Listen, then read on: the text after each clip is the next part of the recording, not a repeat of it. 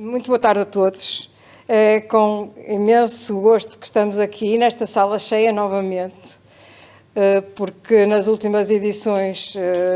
a sala estava vazia ou quase, porque não houve mesmo hipótese de juntar os nossos amigos e as pessoas interessadas e os concorrentes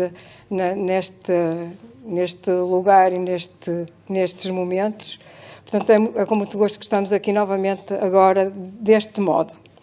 E cumprimento os representantes da família Távora, o Zé Bernardo, que foi representante do júri, que não estou aqui a ver, está ali, e a Maria José Távora. Cumprimento também a representante da Casa da Arquitetura, que é a nossa parceira do prémio há muitos anos, e a Câmara de Matosinhos, que não está representada, mas que também é nossa parceira no prémio Távora, a Fundação Marcos da Silva, que aqui está representada através do engenheiro Ferreira Alves, que eu nunca me esqueço do nome, porque associo sempre também ao nosso fotógrafo Ferreira Alves, mas agora estava-me a esquecer do engenheiro Ferreira Alves. E agradeço ao nosso patrocinador do prémio, à AGEAS, o patrocínio que dá este prémio e que permite que ele se venha a realizar já que estamos agora na 18ª edição. É muito bom retomar, como disse, o prémio e retomar com a conferência da 15ª edição, que ficou protelada durante 2 ou 3 anos, não sei, 3 anos talvez, por causa das questões da pandemia, mas que finalmente se fez e, portanto, vamos iniciar hoje esta cerimónia, este lugar, este momento com essa conferência. Depois da conferência iremos fazer o anúncio o júri irá anunciar o vencedor da 18ª edição e teremos uma pequena conversa sobre o tema da viagem e desta viagem da 18ª edição com a vencedora ou com o vencedor da 18ª edição, que encerrará depois a sessão. E agora, sem mais, iria chamar a arquiteta Paula Santos, que está aqui em representação do Conselho Diretivo Nacional, para dizer também umas palavras e depois então segue-se a conferência do vencedor. Tens microfone por causa da gravação, não é por causa de... Tens que falar alto. Vou falar alto então.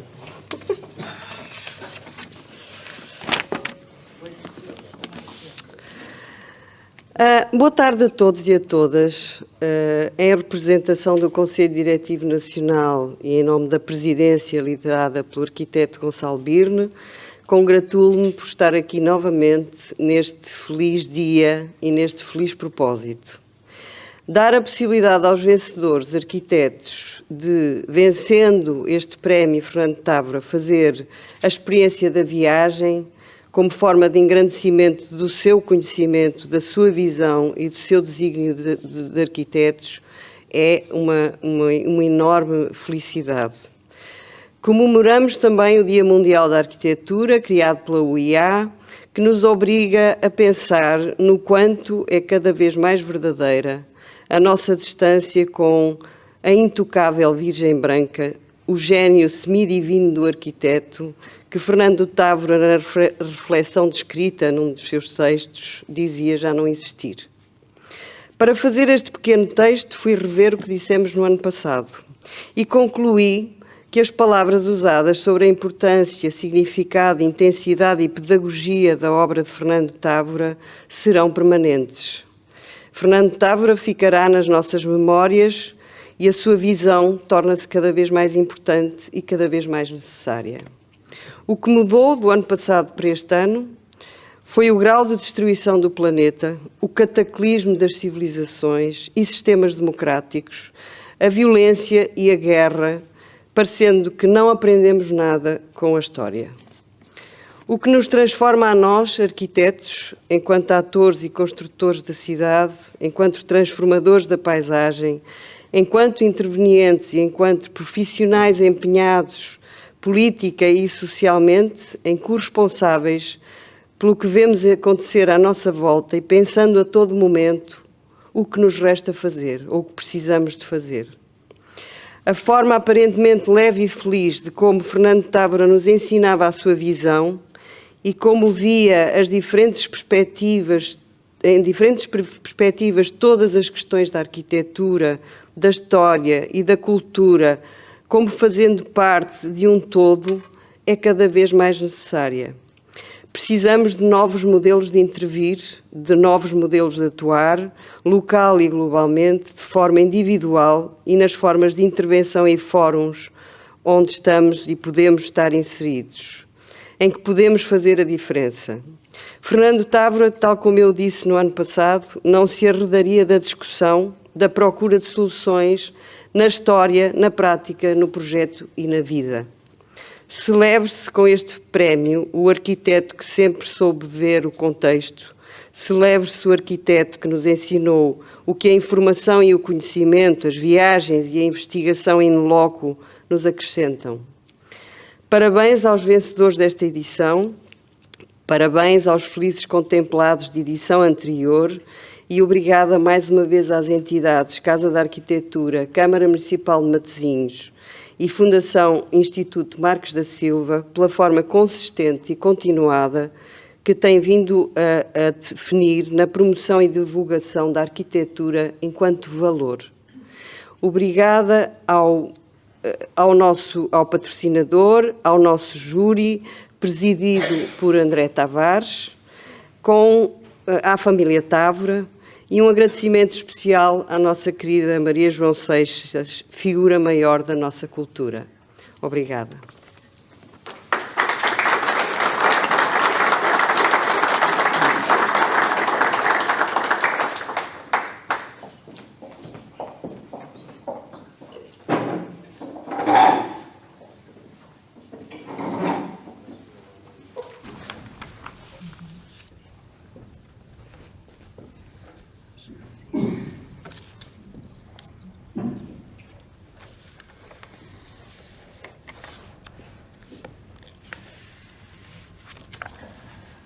Excelentíssima Senhora Presidente da Secção Regional Norte da Ordem dos Arquitetos, Excelentíssima Senhora Vice-Presidente do Conselho Diretivo Nacional da Ordem dos Arquitetos, Excelentíssimo Senhor Diretor Executivo da Fundação Marques da Silva,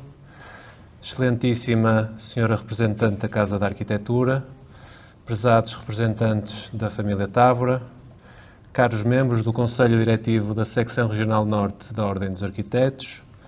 distintos membros do júri da 18ª edição do Prémio Távora,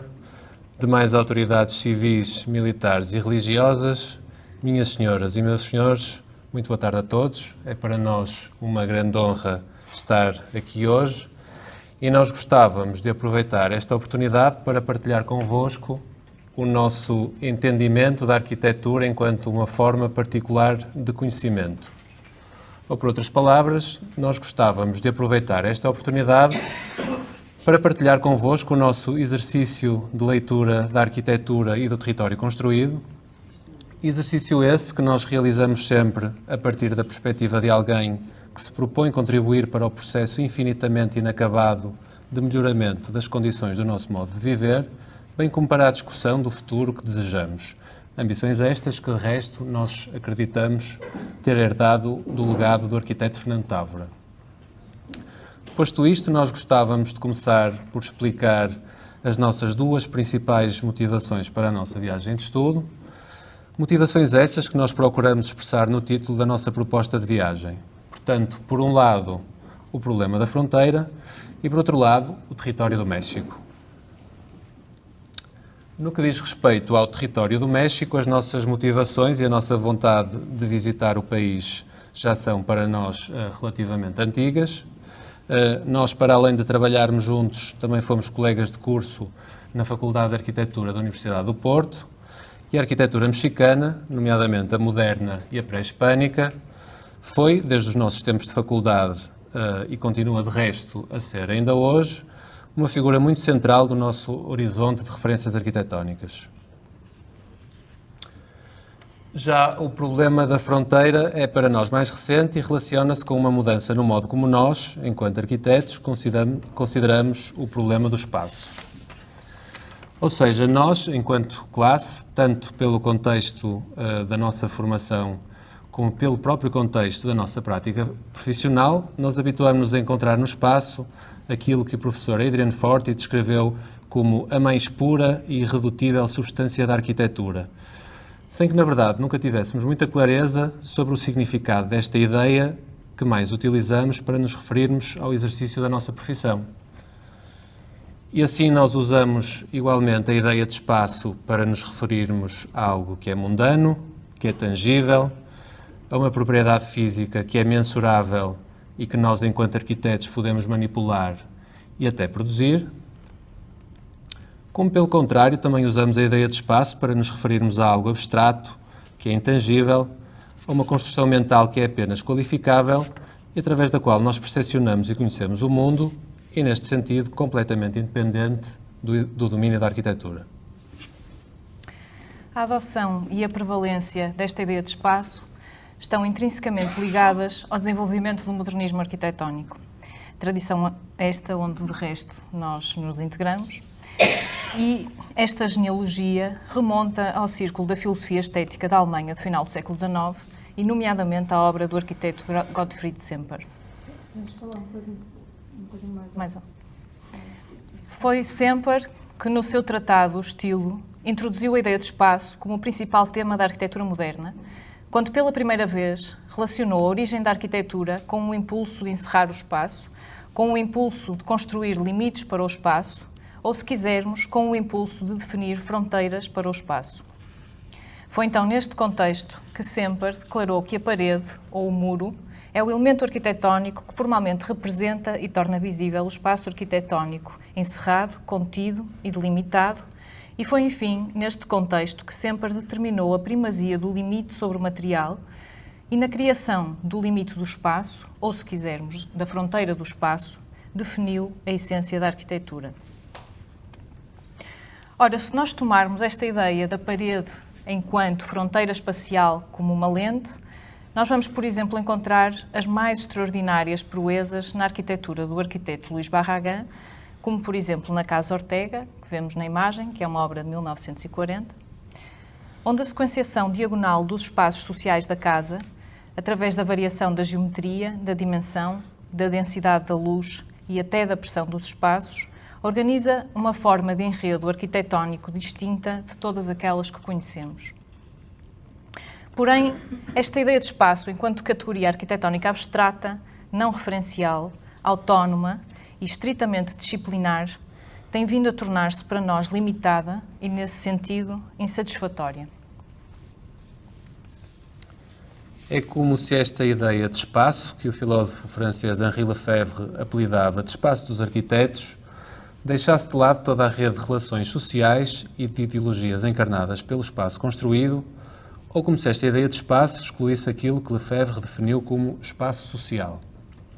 Que não haja nenhum mal-entendido, não é certamente nossa intenção diminuir a importância atribuída ao dito espaço dos arquitetos enquanto instrumento específico da nossa profissão.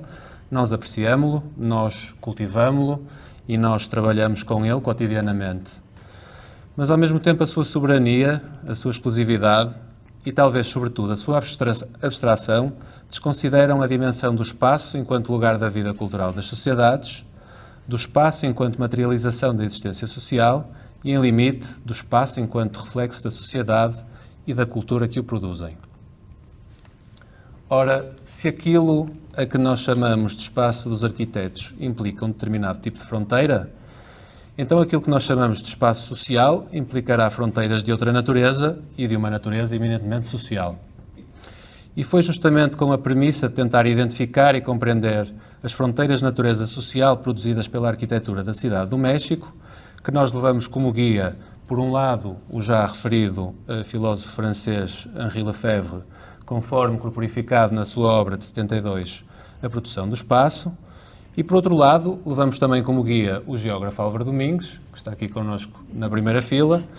que com todo o seu entusiasmo e energia embarcou connosco na nossa procura das fronteiras sociais produzidas pelo território construído do México. Portanto, Álvaro, nós gostávamos de aproveitar esta oportunidade para lhe agradecer toda a sua generosidade para nos acompanhar e, sobretudo, para discutir connosco, e para lhe dizer também que foi um prazer viajar consigo e descobrir consigo a cidade do México. E nós, de resto, frequentemente, quando pensamos sobre esta viagem, nós pensamos que sem si esta viagem teria sido, do ponto de vista científico, infinitamente mais pobre e do ponto de vista humano, infinitamente mais triste.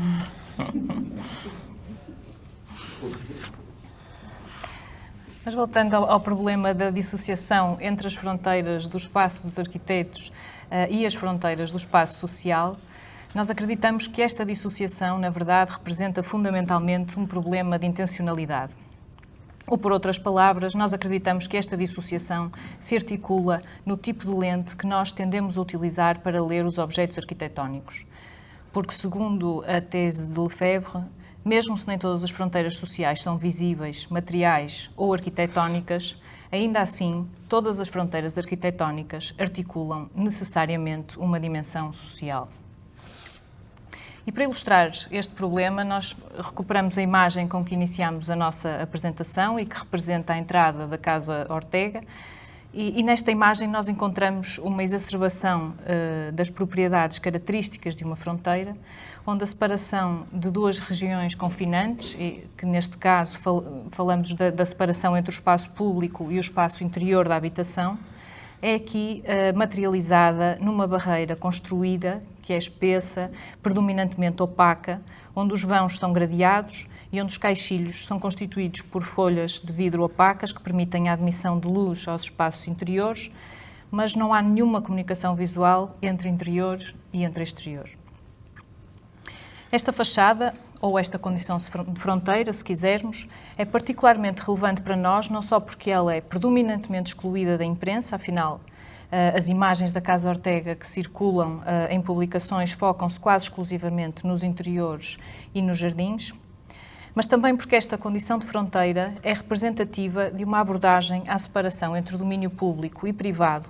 que nós encontramos nas obras mais tardias e também mais celebradas do arquiteto mexicano. Desde logo na Casa-Estúdio Luís Barragán,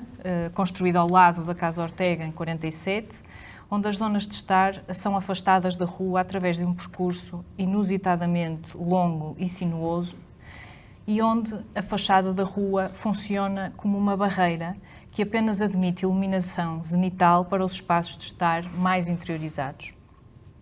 Depois também na Casa Prieto Lopes, de 48, onde a fachada da rua é ainda mais intransponível e abre-se apenas através de uma porta que dá acesso ao pátio de entrada e através de um pequeno postíbulo na cozinha, ao mesmo tempo que os espaços da casa se afastam progressivamente da rua através de um conjunto de subidas e descidas, acompanhado da orientação dos compartimentos no sentido do interior do terreno. Mais tarde ainda, na Casa Gilardi, em 76, o lote é substancialmente estreito e ainda assim a casa volta às costas à rua para se organizar em profundidade em torno de um pátio que ocupa o centro da parcela, e até mesmo na Capela das Irmãs Capuchinhas, onde o espaço é de tal modo interiorizado, a luz é de tal modo filtrada e o silêncio é de tal modo profundo que a arquitetura dissipa completamente qualquer memória de urbanidade. Agora, nós poderíamos ser tentados a pensar que o divórcio entre o espaço da habitação e o espaço público que nós encontramos nas casas do Barragán poderia ser explicado pelo perfil socioeconómico das obras em questão. Afinal, as casas que nós visitamos albergam uma classe social possuidora de um padrão de vida e de consumo altos no contexto da sociedade mexicana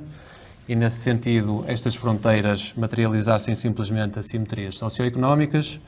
mas esta hipótese não é completamente satisfatória. E esta hipótese não é completamente satisfatória justamente porque este divórcio entre o espaço da habitação e o espaço público é prevalente na cidade do México. E esta prevalência nós descobrimos-la em diferentes graus de complexidade, de magnitude e de efeito. Saltando da escala do edifício, nós descobrimos, por exemplo, um outro nível desta cisão na transformação da rua enquanto espaço público tradicional, naquilo que na cidade do México são chamadas de calles cerradas. As calles cerradas não são mais do que ruas que na sua origem eram públicas e que num determinado momento deixaram de o ser porque foram fechadas para que pudesse haver controle de admissão sobre os seus utilizadores. O encerramento destas ruas ocorre predominantemente em contextos habitacionais e as razões alegadas para tal privatização do espaço público estão invariavelmente relacionadas com a reação às diferentes formas de segurança que afetam a cidade do México. Portanto, assalto, sequestro, delinquência, como nos casos que nós encontramos no bairro dos Jardins do Pedregal. Dependendo do tipo de encerramento, as calles cerradas podem ser de 4 tipos: de entrada e saída, apenas de entrada, apenas de saída, ou nem de entrada nem saída. E os dispositivos de regulação da admissão podem ser de diferentes tipos também. Desde logo os de sinalética, nomeadamente na forma de avisos aos visitantes,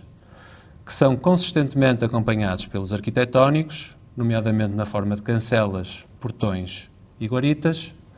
e frequentemente complementados pelos humanos, nomeadamente na forma de segurança privada.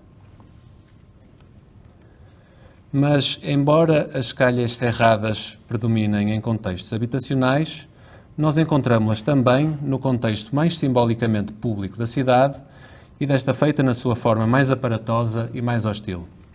Esta barreira que vemos na imagem encontra-se no centro da cidade do México, num bairro que alberga fundamentalmente comércio e serviços, tanto públicos quanto privados, e pelo que entendemos, esta barreira é encerrada pelos próprios órgãos do Estado, de cada vez que é identificada uma potencial ameaça de segurança, que no caso pode ser apenas uma manifestação de uma comunidade expropriada das suas terras de cultivo, como aquela que nós encontramos acampada no quarteirão mesmo ao lado. Mas voltando ao problema da cisão entre espaço público e espaço habitado,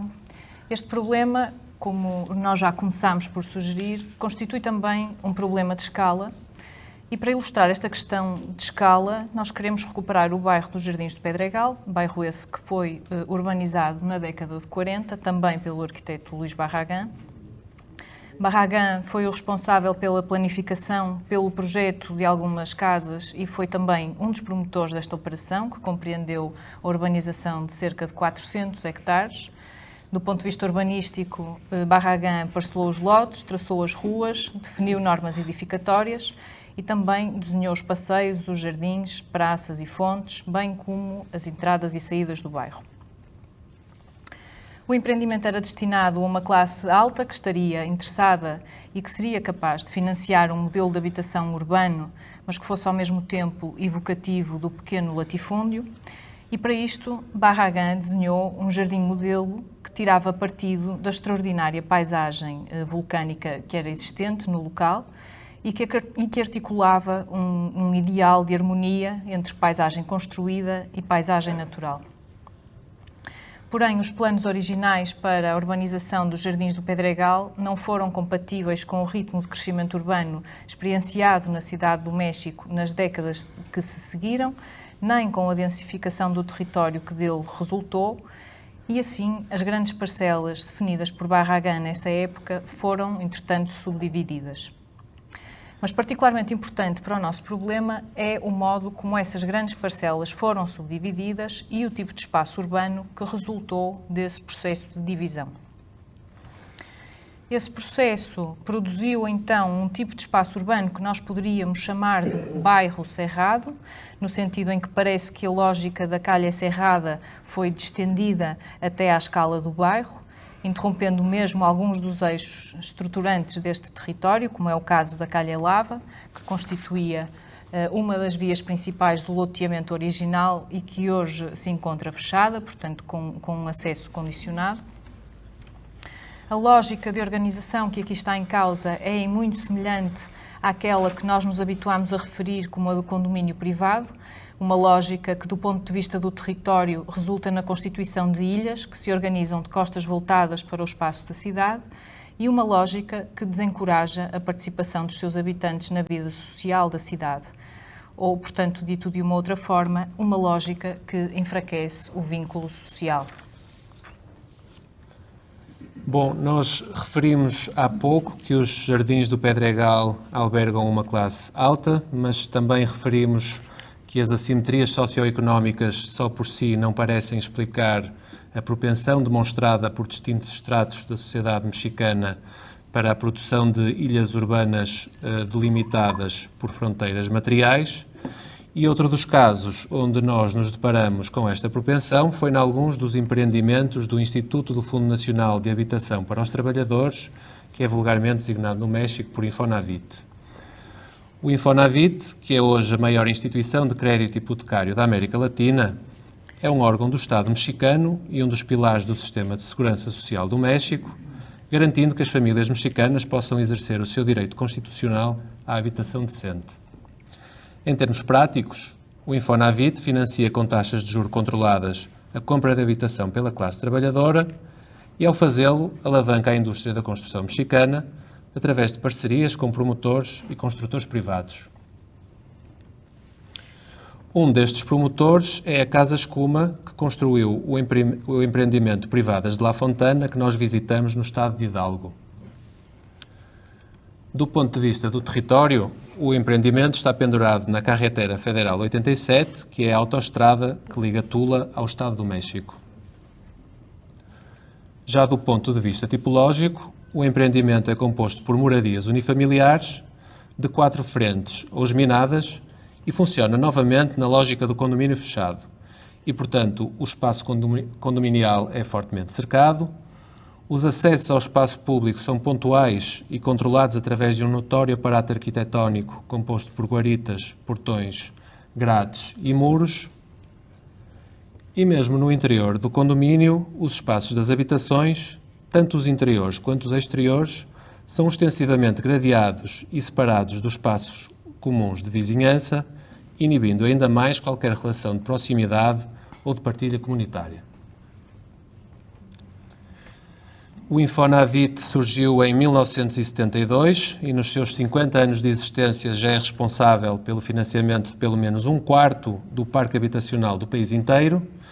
tendo travado a vaga de autoconstrução que modelou a paisagem urbana do México a partir dos anos 40, assunto este que nós já retomaremos, e que representa um feito de enorme repercussão social. Contudo, nos diferentes empreendimentos promovidos pelo Infonavit que nós visitamos, nós ficamos continuadamente com a sensação de que a dimensão social destes empreendimentos poderia ter alcançado outra magnitude se o modelo de habitação em questão tivesse sido concebido um pouco menos como um produto financeiro e um pouco mais como um ambiente propício à criação de vínculos entre indivíduos que constroem uma mesma sociedade. Porém, as experiências de promoção estatal de habitação para a classe trabalhadora mexicana nem sempre se fundaram à luz da lógica de alienação que caracteriza os diferentes exemplos que apresentamos até aqui. E a tentativa de articulação estrutural das dimensões individual e coletiva da habitação leva-nos de volta aos anos 40 do século XX e ao surgimento dos chamados conjuntos habitacionais modernos, cujos mais célebres foram desenhados pelo arquiteto Mário Pani. O primeiro destes conjuntos habitacionais foi o Centro Urbano Presidente Alemão, um projeto de 1947, que se organiza a partir da agenda modernista de densificação da construção em altura para a libertação do solo.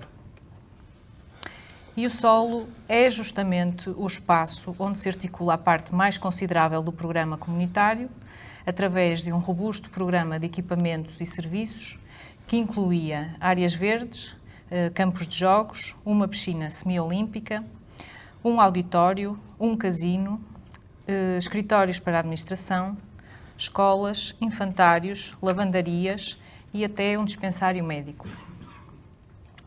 A agenda comunitária era também subjacente à organização dos edifícios de 13 pisos, onde a exiguidade de espaço das habitações, isto porque a maior parte dos apartamentos tem 2 quartos e apenas 48 metros quadrados de área, Portanto, como eu dizia, esta exiguidade dos espaços privados contrasta com a generosidade de espaço dos átrios e das galerias exteriores, que são espaços com larguras que variam entre os 2 e os 7 metros, que foram concebidas como espaços de utilização e de relacionamento coletivo. Naturalmente, este conjunto habitacional foi programado na tentativa de oferecer aos seus habitantes os equipamentos e serviços que lhes são necessários, poupando-lhes tempo de deslocações diárias e aumentando-lhes o tempo livre. Mas este programa comunitário não é apenas notável do ponto de vista estritamente utilitário,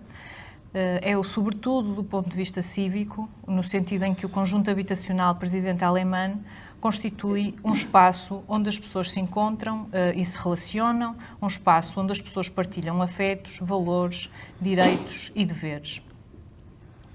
E esta dimensão de vida cívica, que torna o conjunto Presidente Alemã um espaço aprazível e apreciado pelos seus habitantes, nós encontramos-la reconfigurada em outros 2 conjuntos habitacionais que visitamos. Um deles, vemos nesta fotografia, é a Unidade Habitacional de Santa Fé, um projeto de 1952, onde todo o conjunto habitacional se organiza a partir de um generoso eixo de espaços e equipamentos coletivos delimitado por estas fileiras paralelas de habitação unifamiliar,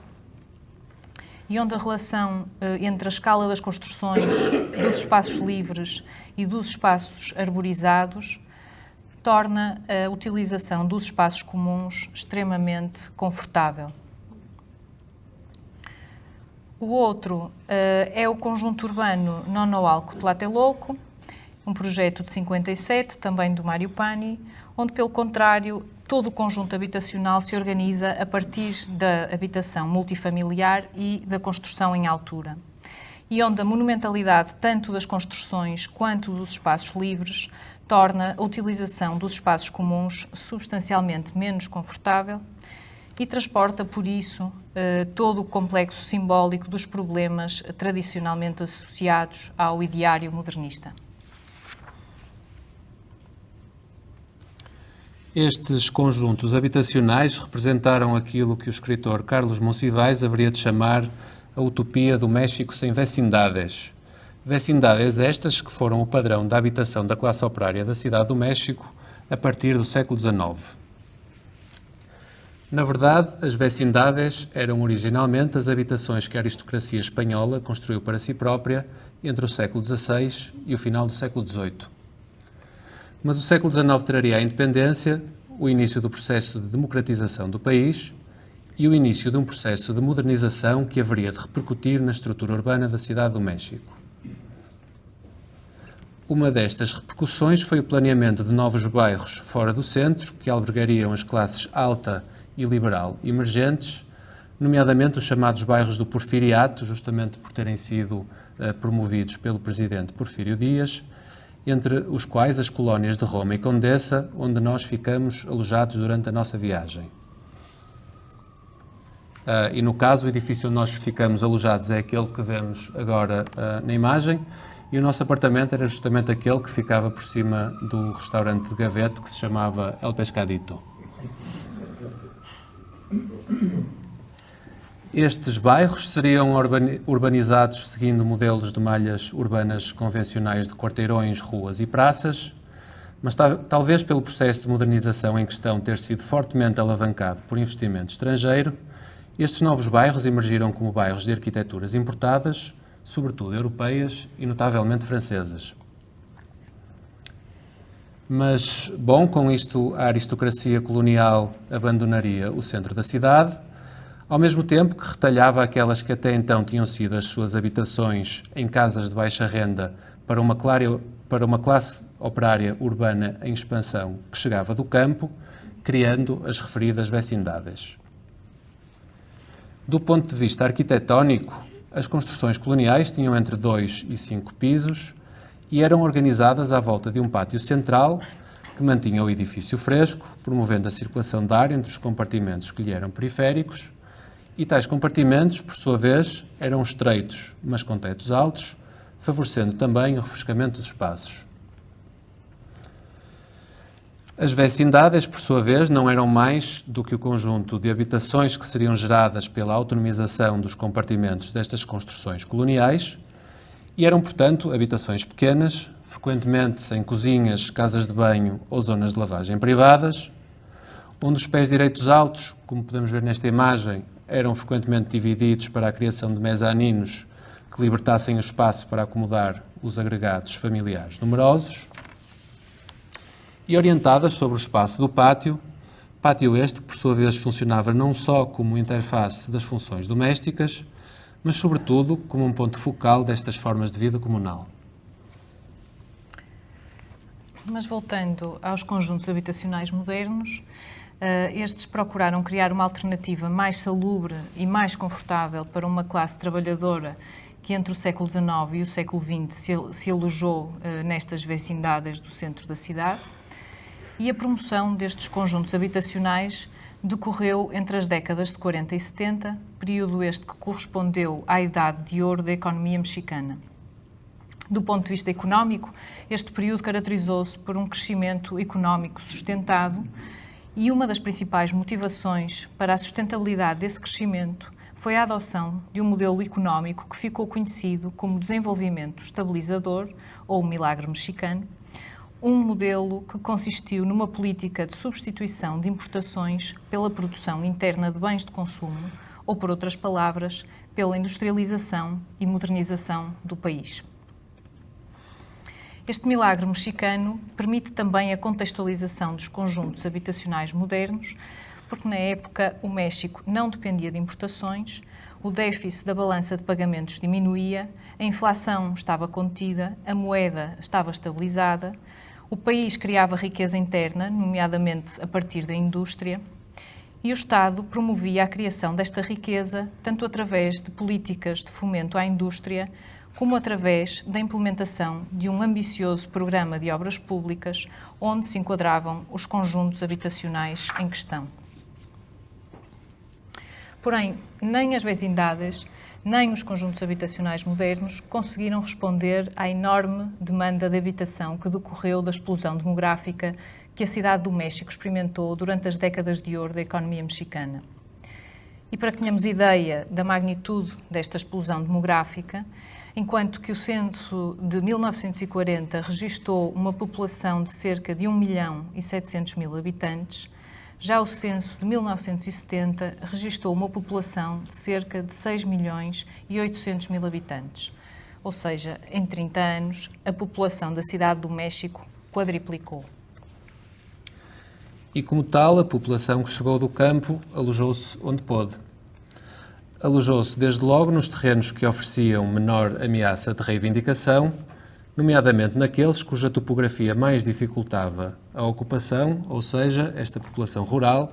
alojou-se na cordilheira de cerros que rodeia o vale onde a cidade do México foi fundada, como no caso do pueblo de Santa Lucia, que vemos aqui nesta imagem, e que fica localizado na periferia oeste da cidade. Mas esta população alojou-se também em terrenos com topografias menos dramáticas e com propriedade reclamada, como no caso dos chamados terrenos erridos.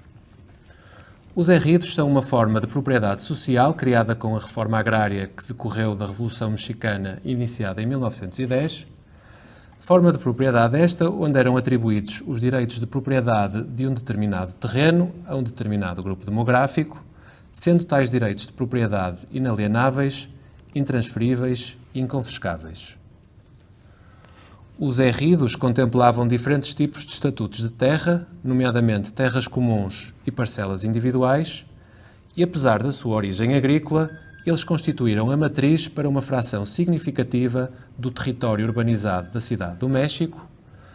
tendo dado lugar ao surgimento de diversas comunidades, entre as quais as do Pedregal de Santo Domingo e a do Pedregal de Santa Úrsula, que nós vemos nestas imagens.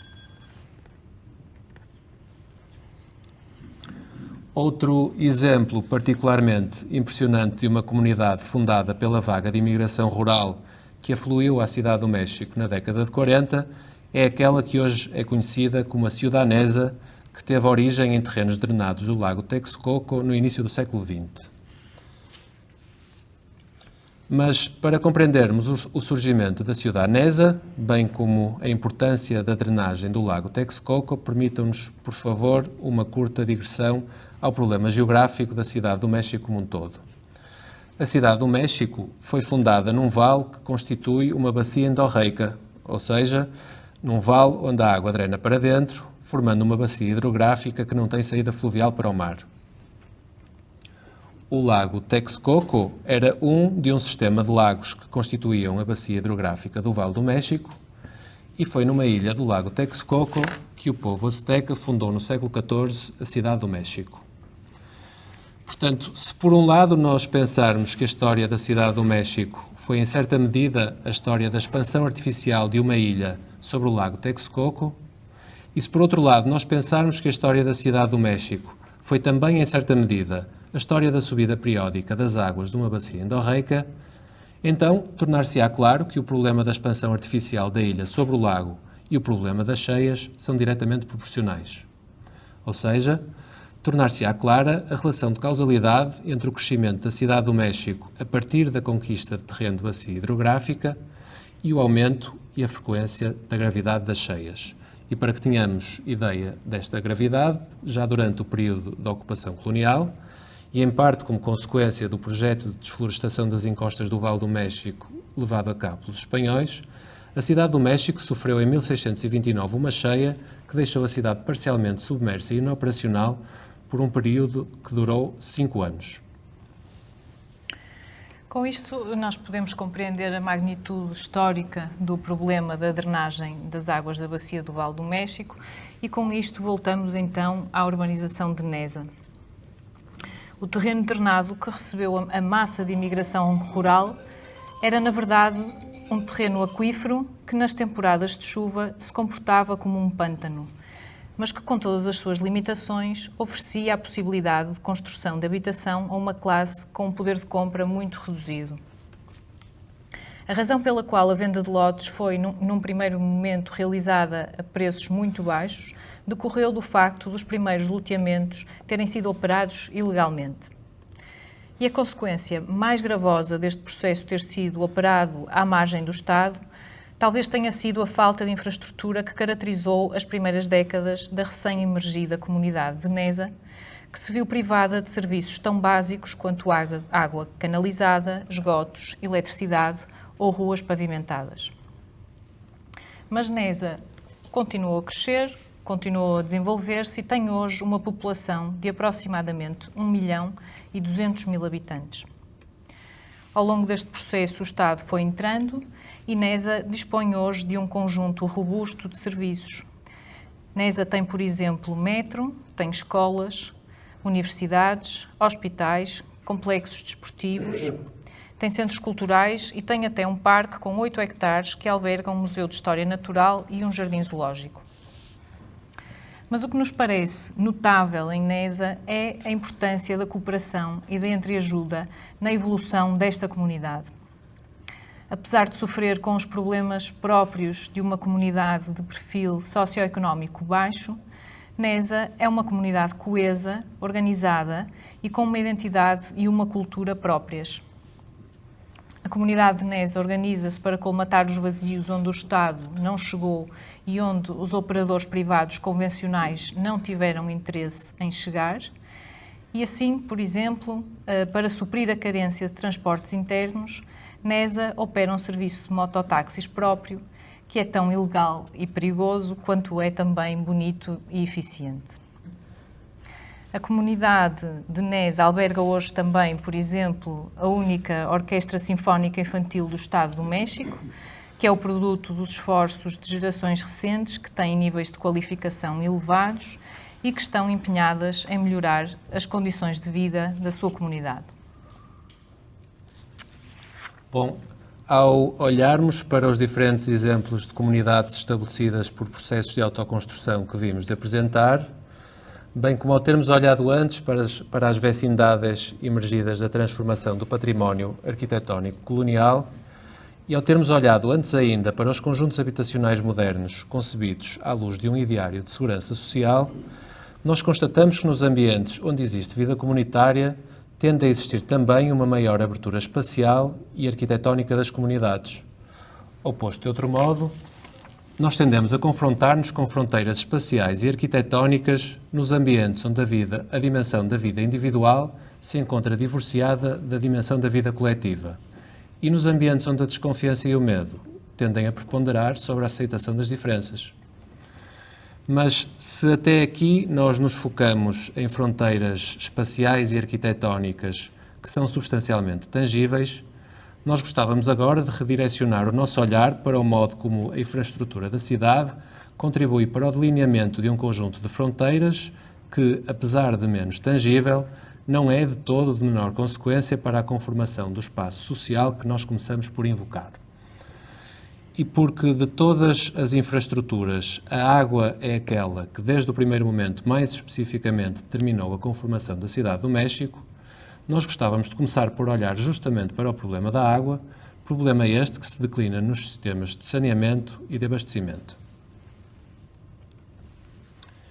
No que diz respeito ao sistema de saneamento, a cidade do México opera hoje um sistema relativamente funcional e equilibrado,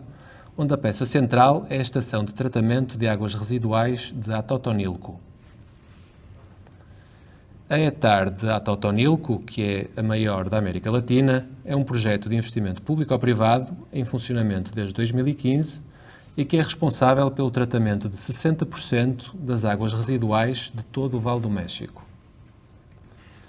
Beneficiando de tecnologia estado-da-arte, esta ETAR demonstra elevados níveis de autossuficiência, gerando cerca de 81% da energia elétrica que consome a partir do biogás e do gás natural extraído dos subprodutos do tratamento das águas residuais e produzindo cerca de 91% da água potável necessária para o funcionamento desta unidade industrial. Além do mais, a importância deste projeto não se circunscreve à operação de tratamento de águas residuais por si só, na medida em que as águas tratadas são usadas para a irrigação de 80 mil hectares de terra agricultada do Vale del Mezquital, onde, conforme o Álvaro conseguiu perceber, predomina o cultivo de milho, da aveia e da alfafa. Já no que diz respeito ao sistema de abastecimento de água, o cenário é bastante mais preocupante. Como vimos, a cidade do México foi fundada sobre uma região aquífera, mas paradoxalmente o México é uma das grandes cidades do mundo que mais problemas de falta de água tem. E as razões são várias. Desde logo, o processo histórico de drenagem da água do Vale do México que nós descrevemos explica em parte a escassez de água na bacia hidrográfica da região. Mas este processo de drenagem é também danoso para o problema do abastecimento da água na cidade do México, na medida em que ele é responsável pelo processo de afundamento progressivo que a cidade vem experimentando nos últimos séculos. E este afundamento, aliado a uma rede de abastecimento frágil e com manutenção insuficiente, resulta num problema sistémico de rompimentos e fugas que é responsável pela perda de 41% de toda a água que circula no sistema de abastecimento da cidade do México. A gravidade do problema é de tal ordem que se teme que a falta de água provoque o colapso da cidade a médio prazo. E não parece existir nenhuma solução de engenharia hídrica que consiga resolver esta equação sem uma política de controle do crescimento urbano. Enquanto isso, a rede de águas da cidade do México vive um cotidiano de rupturas e de falhas no abastecimento, que, por sua vez, são compensadas através de um sistema paralelo de abastecimento que é operado por caminhões-cisterna e também pelo comércio de água engarrafada. E é aqui que a capacidade económica dos habitantes da cidade do México determina a qualidade da água a que cada pessoa tem acesso. Portanto, a infraestrutura é melhor e a rede está melhor planeada nos bairros mais ricos, além de que estas populações têm a possibilidade de instalar cisternas subterrâneas, onde a água chega com maior facilidade do que aos depósitos das coberturas, que são geralmente adotados pelo baixo custo de instalação.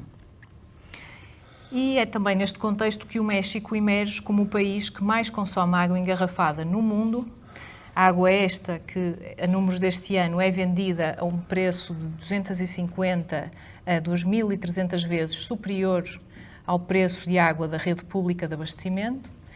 e isto é naturalmente uma assimetria que delimita uma clara fronteira entre quem tem acesso à água de boa qualidade e quem não tem. Bom, e se o sistema de abastecimento de água é falho no seu funcionamento em rede, o sistema de abastecimento de gás não está de todo conectado em rede, constituindo aquilo que se designa como um sistema off-the-grid. O que acontece é que os edifícios que têm gás canalizado são abastecidos por caminhões de gás que se conectam a válvulas de admissão localizadas nas fachadas dos edifícios, como aquelas que nós podemos ver nesta imagem. Apesar de o preço do gás ser definido pelo Governo, preço este que as companhias privadas que fazem a distribuição são obrigadas a indicar no exterior dos caminhões, a verdade é que estes caminhões não conseguem chegar a muitas das comunidades mais carentes da cidade do México,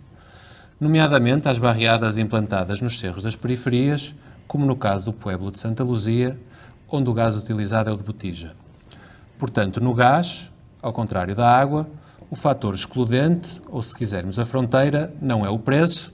mas desde logo a qualidade do espaço público, que por sua vez determina a qualidade da infraestrutura. Porém, o contrário também é verdade e a qualidade da infraestrutura também determina a qualidade do espaço público na cidade do México, como por exemplo na Avenida de las Torres em Neza, onde, como o próprio nome indica, o espaço da avenida é pontuado por torres de alta tensão, cujos cabos se suspendem sobre os diversos espaços de uso coletivo que aí se organizam, nomeadamente parques infantis, campos de jogos, jardins ou mercados de rua. Claro que, ao olharmos para estes espaços, nós concordaremos que o espaço público da Avenida de las Torres beneficiaria enormemente do enterro destas linhas de alta tensão, assim como também concordaremos que o enterro desta infraestrutura teria um custo desproporcionalmente superior.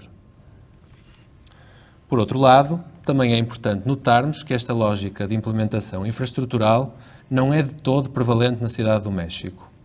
Pelo contrário, nós apenas nos deparamos com ela em bairros de perfil socioeconómico baixo,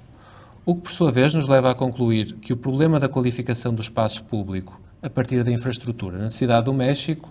é, a um só tempo, determinado por uma fronteira de classe e determinante de uma fronteira de classe. Agora, a determinação e a produção desta fronteira de classe seriam tanto mais compreensíveis quanto mais forte fosse a determinação privada do investimento que subjaz a esta infraestrutura, mas, na verdade, o monopólio da transmissão e da distribuição da eletricidade continuam a ser detidos, ainda hoje, pelo Estado mexicano. O que isto significa é que, neste caso, o agente promotor da exclusão é o próprio Estado e que o fator excludente é o próprio estrato socioeconómico da população. O que, portanto, está aqui em causa é o papel do Estado na provisão e na determinação da qualidade da infraestrutura. Ou, por outras palavras, o que aqui está em causa é aquilo que o Estado faz ou deixa de fazer e o modo como o Estado o faz ou determina que seja feito. Isto, por sua vez, leva-nos ao problema da mobilidade e da infraestrutura de transportes da cidade do México, um problema que é composto de muitos subsistemas distintos, que são operados por lógicas de funcionamento contraditórias e cuja complexidade torna difícil não apenas a sua leitura, mas, sobretudo, a compreensão de como é que a cidade consegue efetivamente funcionar. Um dos subsistemas centrais da infraestrutura de transporte é a rede de metro, e esta rede tem constituído um dos esforços centrais de democratização da mobilidade na cidade do México desde a sua fundação na década de 60. O metro é uma forma de transporte rápida, confortável e acessível, que antes do início da pandemia, em 2020, transportava diariamente cerca de 4,5 milhões de habitantes. Mas nas suas limitações, a rede de metro expõe as fronteiras que dividem a sociedade mexicana, sejam elas de género, como vemos nesta imagem, ou aquelas que são de caráter socioeconómico. E talvez a maior limitação desta rede de metro seja, de facto, a sua incapacidade de acompanhar a expansão demográfica e territorial da cidade do México, Na verdade, uma fração muito significativa da pobreza na cidade do México está suburbanizada e o acesso aos serviços nas áreas suburbanas, nomeadamente à rede de metro, é simplesmente deficiente. As motivações desta deficiência são várias, desde as estratégias de alocação de investimento às condicionantes técnicas para a sua implementação. E na tentativa de encontrar soluções oportunas e eficientes para as limitações da rede de metro, a cidade do México tem procurado desenvolver, ao longo das duas últimas décadas, um sistema de mobilidade integrada, composto por formas de transporte de algum modo alternativas.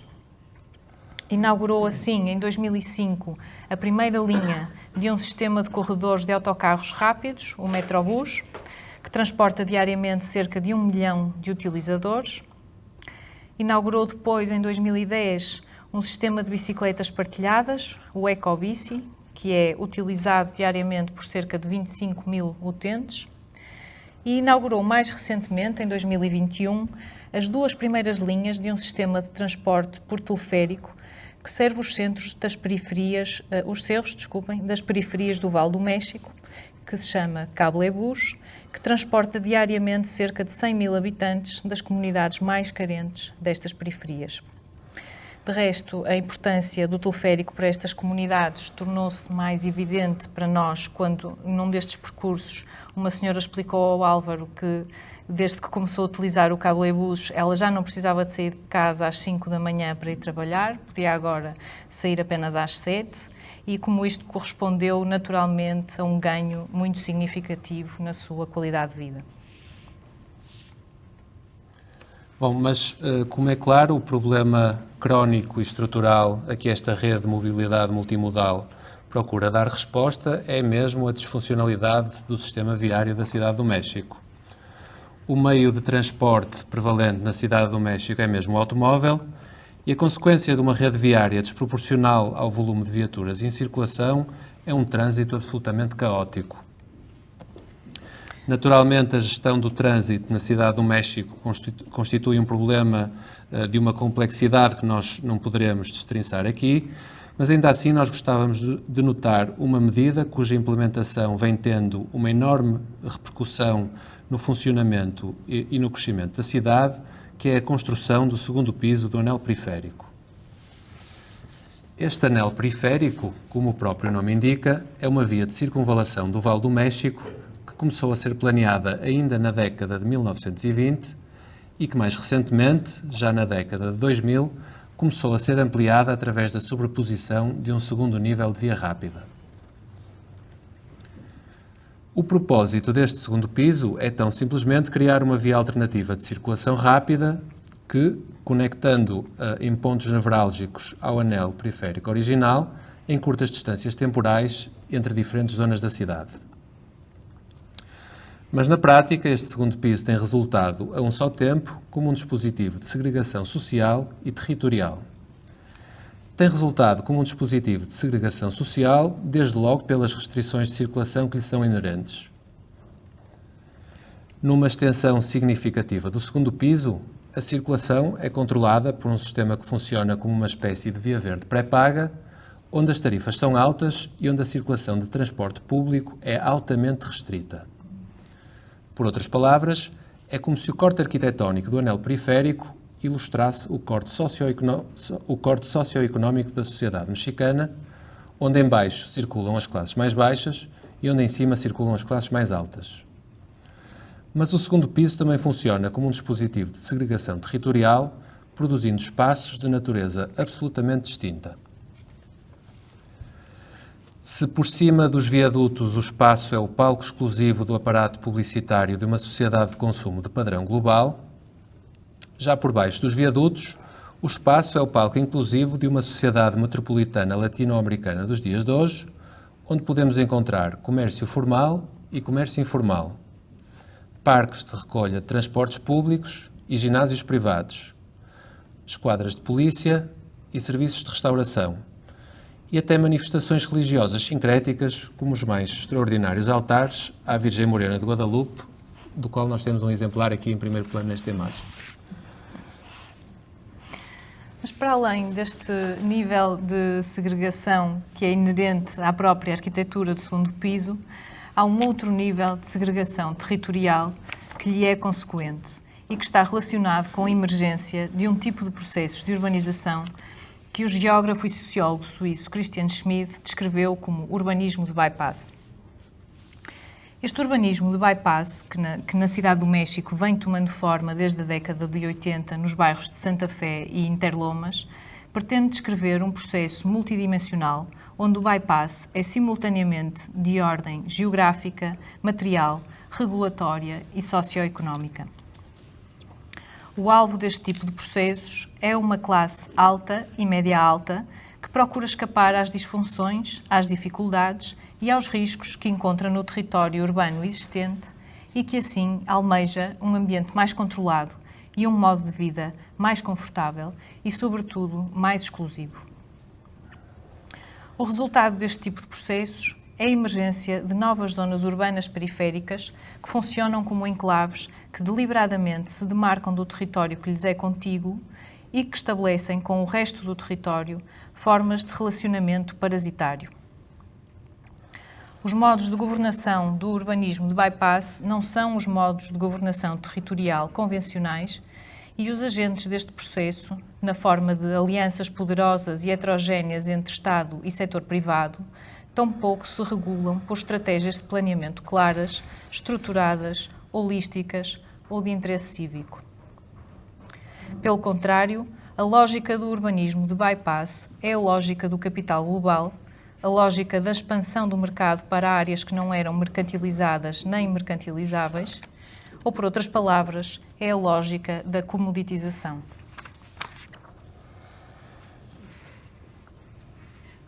No que diz respeito a Santa Fé, esta lógica resultou desde logo na concessão governamental e sem precedente do Estatuto de Zona Especial de Desenvolvimento Controlado àquela região.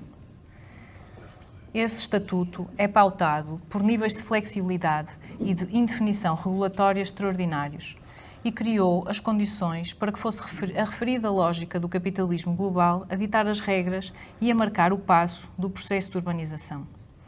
Assim, Santa Fé é hoje um território conformado por uma conglomeração de centros de negócios e edifícios de escritórios que albergam uma enorme quantidade de multinacionais, de alojamentos temporários na forma de hotéis de cadeias internacionais, habitação na forma de condomínios fechados de todos os tipos e escalas, serviços de educação e saúde na forma de escolas, universidades e hospitais privados, e serviços recreativos na forma de clubes de golfe, country clubs e, claro, muitos centros comerciais. E é neste contexto que a infraestrutura, nomeadamente a de transporte, vem fomentar a condição de bypass desenvolvida em Santa Fé. Por isso, Santa Fé tem uma ligação direta e rápida ao sul da Cidade do México e ao anel periférico através de uma via rápida elevada, que é a Supervia Poniente, que é uma via rápida altamente tarifada e pré-paga. Santa Fé tem também uma ligação direta e rápida ao norte da Cidade do México e à cidade satélite, através de uma autoestrada, que é a autopista Chamapa-La Venta, que é uma das autoestradas mais caras do país. E Santa Fé está ainda em vias de ser servida por uma linha de comboio que unirá o centro da Cidade do México a Toluca, a cidade vizinha que é a capital do Estado do México e cujo aeroporto internacional irá oferecer a Santa Fé uma alternativa mais rápida ao atual aeroporto internacional da Cidade do México. Naturalmente, o peso e a determinação do capital privado no planeamento desta infraestrutura de transporte são diretamente proporcionais aos níveis de descontinuidade e de segregação que estas promovem, e haveria outras formas de infraestrutura onde seria importante discutirmos a relação entre a determinação estatal e a determinação privada na produção de fronteiras socioespaciais, que é outra forma de dizer, na produção de desigualdade socioeconómica. Mas o nosso tempo está a acabar e nós não pretendemos abusar da vossa generosa paciência, e por isso nós gostávamos de terminar com uma outra forma de infraestrutura, desta feita alimentar, e com aquela que foi a obra de arquitetura que mais nos impressionou na nossa viagem, que foi a Central de Abasto. A Central de Abasto, que vemos na imagem, é o principal mercado de insumos alimentícios do Vale do México e uma obra monumental. O mercado ocupa uma área de 304 hectares, tem uma capacidade instalada de armazenagem de 122 mil toneladas e movimenta um volume diário de aproximadamente 32 mil toneladas de alimentos, que são movimentadas por cerca de 300 mil visitantes, 70 mil trabalhadores formais e 52 mil veículos de todas as categorias. Quando foi inaugurada, em 1982, a Central de Abasto procurava dar resposta à enorme procura e carência de espaços comerciais no centro da cidade do México, nomeadamente nos mercados públicos que tinham sido construídos nos anos 50, entre os quais o mercado de Sonora, o mercado de Jamaica e o belíssimo mercado de La Merced, que vemos nesta imagem, e também aos enormes problemas de congestionamento viário causados pela concentração de atividade comercial no centro da cidade. Mas a criação da Central de Abasto também teve um propósito político no que concerne ao comércio de alimentos.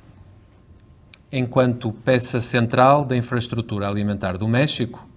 a missão da Central de Abasto foi a criação de um espaço que fomentasse a prática de relações comerciais justas entre produtores, intermediários e consumidores.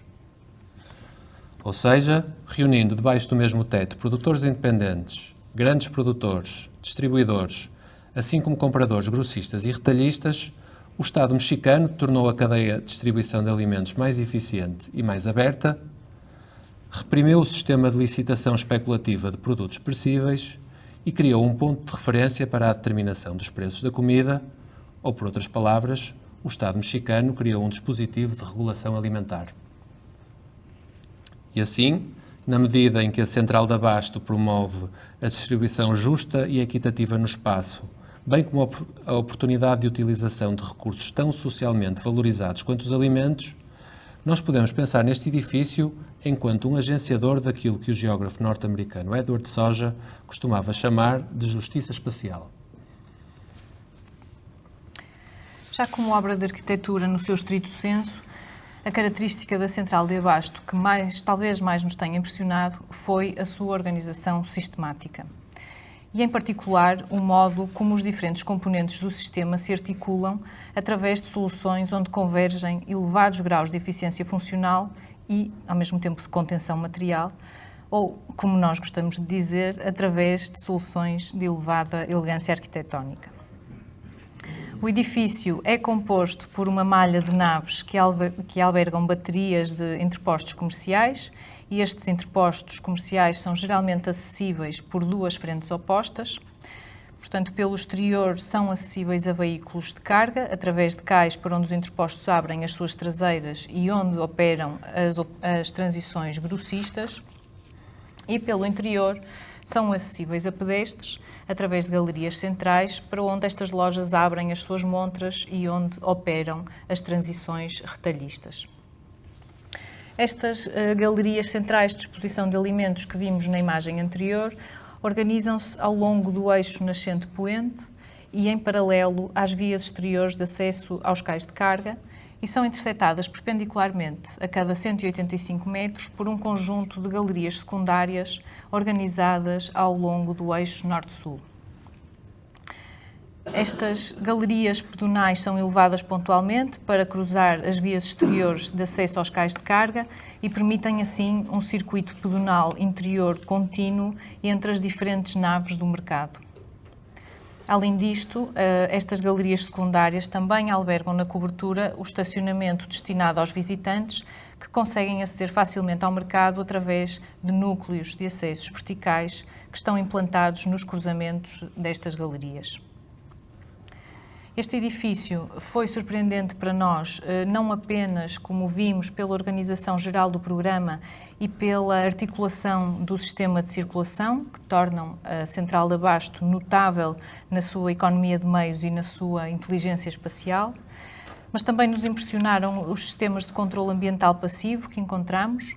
Por exemplo, a iluminação das galerias de exposição dos alimentos e do interior dos entrepostos comerciais é uma iluminação natural e indireta, que é feita através de telhados em dente de serra, com as aberturas sempre orientadas a norte. Também a ventilação de todos os espaços é natural, é uma ventilação cruzada que é feita através das aberturas sistemáticas em todas as ramificações do sistema de circulação. Também nos impressionou que todos estes atributos que acabámos de descrever são materializados através de um sistema construtivo eficiente, económico e rápido, que é baseado nas indústrias mexicanas de pré-fabricação de betão armado e de alvenarias. E, além de tudo, numa cidade morada, a Central de Abasto é um edifício sem portas, que se abre regularmente em toda a sua periferia através de grandes pórticos que convidam os visitantes à entrada para as galerias do mercado e que assim nos relembram o antigo potencial da arquitetura enquanto promotor de inclusão e de coesão social. Obrigada a todos pela vossa atenção.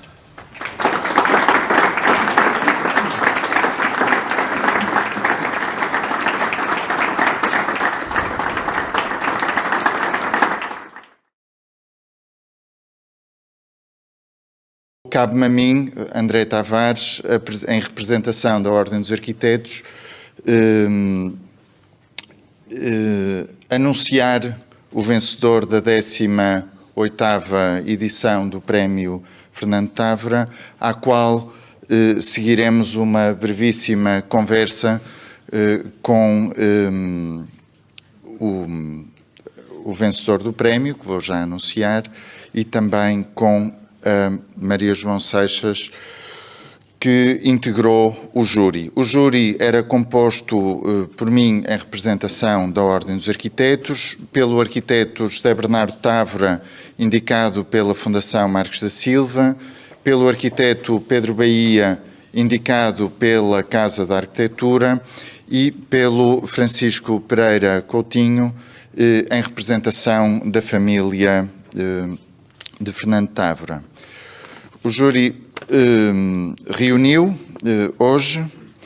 e teve um trabalho difícil, mas prazeroso, porque a primeira constatação foi a qualidade das propostas recebidas e o prazer que é imaginar tantas viagens tão poderosas no seu alcance. E à medida que os trabalhos do júri foram avançando, tornou-se cada vez mais difícil. E vou ler um pequeno excerto da ata do júri, onde tudo ficou resolvido, poderíamos dizer assim. O júri decidiu atribuir 2 menções honrosas e o prémio. A primeira menção honrosa foi atribuída a Silêncios Loquazes, da autoria de Luís Duarte Ferro, que numa proposta de visita à arquitetura de antigos mosteiros cartusianos, reclama o silêncio como uma condição capaz de gerar formas e modos de agir que nos faltam na arquitetura e na sociedade contemporânea. Ao focar em obras de arquiteturas singulares, nos dispositivos de silêncio e atenção ao tempo introspectivo de cada um, a proposta apresenta-se num contraciclo necessário à emergência e aos ruídos de todos os géneros com que somos constantemente bombardeados. A segunda menção honrosa foi atribuída à presença de Eva, da autoria de João Carlos Almeida e Silva, que se propunha visitar as obras construídas entre 1933 e 1971, na sequência do sorteio de Natal da revista de bordados Eva, Jornal da Mulher e do Lar. As casas construídas e o contexto da sua utilização posterior são marcos do potencial da arquitetura. A viagem a essa memória é um modo de sublinhar a importância da casa e, sobretudo, da capacidade de uma revista popular envolver a arquitetura com toda a sociedade. Ficámos muito tristes de não conseguir dar o prémio a estas 2 propostas, mas ficámos muito felizes na decisão de atribuição do 18º Prémio Távora à proposta Viagem às Arquiteturas Energéticas Insulares, da autoria de Inês Vieira Rodrigues. A proposta destacou-se pela acutilância do seu objeto e vimos aqui hoje isso enunciado na apresentação do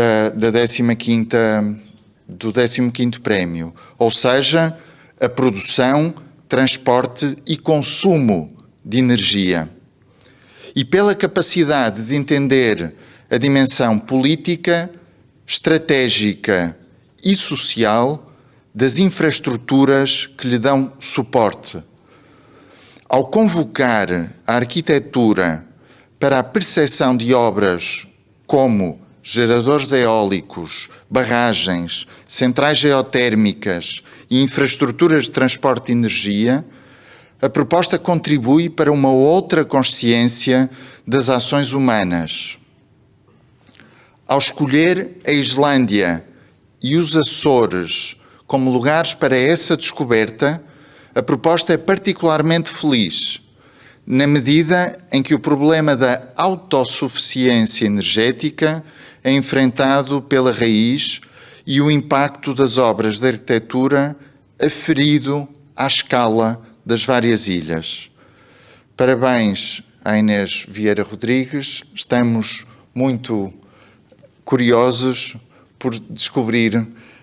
o resultado desta viagem. Muitos parabéns.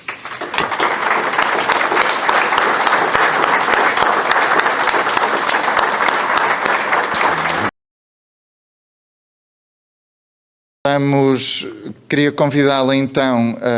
também à Maria João Seixas, que se juntou a nós neste júri, para uma breve conversa a propósito da viagem e do seu potencial.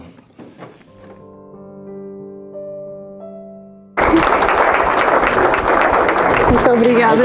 Agora ficamos muito curiosos à espera. Pois, eu também estou muito entusiasmada. Olha, agora não está o André. Ok. Então, já cá estou. Então, Desculpem. eu vou ter que sair. Claro que mas sim. Gostava de dizer 2 ou 3 coisas. Vai lá, Força. lá. Não queres perguntar? Que 2 ou 3 coisas é que a Maria João quer dizer? Que 2 ou 3 coisas terei eu para dizer. Primeiro, foi um prazer vir e tenho que agradecer o acolhimento, para já a ideia peregrina de me convidarem para isto, mas peregrina sou eu que aceitei. Mas quero agradecer à Ordem dos Arquitetos da Região Norte esta ideia que, obviamente, só foi possível porque houve um grande senhor, antes de nós todos, que fez da arquitetura um altar e chamava-se arquiteto Fernando Távora, que eu tive muita pena de não ter conhecido. Mas conheço outros que também estão aqui e são maravilhosos, como o meu amigo Alexandre, que não me quer deixar sair. Bom, dito isto e feitos os agradecimentos principais, a surpresa foi o interesse das narrativas dos candidatos. Obviamente, se me dessem um desenho de arquitetura, um desenho de projeto, eu dizia que era uma maravilha, não tendo percebido nada. Mas ainda percebo o sentido, ou julgo perceber o sentido das palavras. E a viagem como proposta de reflexão, de demanda de sentido,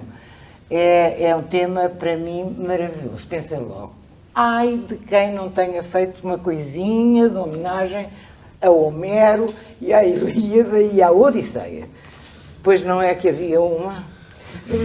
mas depois a coisa ficou só pela satisfação que eu tive de ver o meu amigo Ulisses celebrado de alguma maneira. tive dificuldade em muitos casos, devo dizer, em perceber a relação interessante do que era proposto com aquilo que eu achava que devia ser a demanda de um arquiteto. Mas a limitação é minha, só que eu tenho que assumir. Não podia romper a limitação por saber que é uma limitação. Mas no seu conjunto, devo dizer-vos que é um bloco de textos, para mim, maravilhoso. Aprendi imenso com esta menina que nasceu ontem e já projeta, e já tem sonhos absolutamente extraordinários. A esta menina eu tenho que desejar muita sorte. Está a tocar num ponto muito sensível para o mundo tranquilo em que vivemos hoje em dia, não é verdade, e que é o da produção e distribuição de energia. E está a fazê-lo na sua proposta de uma maneira muito criativa, logo no desenho do eixo Açores-Islândia, que eu achei maravilhoso. Parabéns, boa sorte, e ai, se isso não faz coisa bonita. O arquiteto André estava num momento de loucura aos outros elementos do júri, deu para escolhê-lo como presidente. Não é responsabilidade minha. Não é, eu estou a dizer. Mas a responsabilidade deste presidente foi, bem, eu não posso contar a história, foi utilizar o poder de ser presidente de uma maneira que vos digo, eu não estava à espera, queria voltar a ser membro do júri como presidente. E o André como suplente. Muito obrigada, parabéns, e obrigada, arquiteto Fernando Távora. Muito obrigada.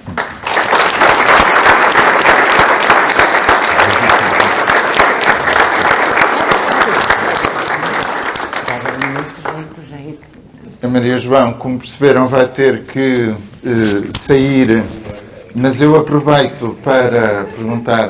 à Inês, para explicar a esta plateia que ainda não teve o privilégio de ler a proposta, mas em traços muito sintéticos e muito claros, ter em primeira mão a notícia do que é que está planeado na viagem.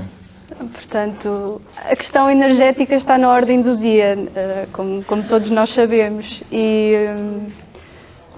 isto para explicar muito sucintamente, isto vem no decorrer da minha investigação que estou a desenvolver no doutoramento na Faculdade de Arquitetura da Universidade do Porto, e o tema é sobre a construção do território açoriano e as suas interseções com a técnica, política e questões legais também. A questão energética parece-me fascinante no sentido em que cada ilha é um laboratório, na medida em que o mar é um obstáculo que não permite a difusão de energia em rede, portanto, cada ilha é em si mesma um sistema eletroprodutor de energia elétrica. Daí ter-me parecido interessante explorar a questão pelas 9 ilhas açorianas, a questão islandesa, que se diz ser exemplar em termos de energias renováveis, tem cerca de 70% da sua produção tem recurso à energia hídrica, 30% geotérmica. Os Açores também partilham a produção geotérmica, uma vez que são territórios que se situam na divergência de placas tectónicas. Portanto, e a arquitetura, a premissa da proposta é que, de facto, a arquitetura tem de fazer parte desta discussão odierna sobre como é que os sistemas de extração, produção, distribuição e consumo funcionam. Já faz parte e, no fundo, é fazer um levantamento mais metódico para que se possa discutir a geografia, onde é que as geografias atuais assentam e que se possa discutir a partir daí. Portanto, e no fundo, o que eu acho interessante em relação a esta questão energética é que no fundo são sistemas ditos invisíveis, cuja abstração nós só nos damos conta quando eles falham, ou quando a sua interdependência